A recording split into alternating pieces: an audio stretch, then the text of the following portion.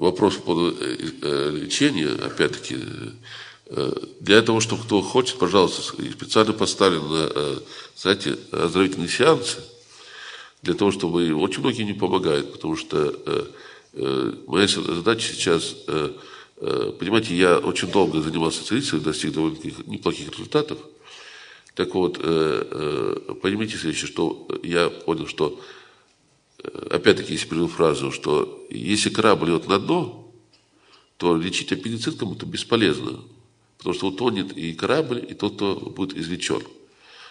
У нас сейчас время для того, чтобы спасать корабль. Поэтому, если я буду заниматься целительством, то это займет, и так я много времени занимаюсь этим делом, так сказать, и сейчас же приходится. Но расширять особо не собираюсь, потому что, так сказать, если потратить все это время, потому что все берет время, к сожалению, даже при желании помочь всем невозможно.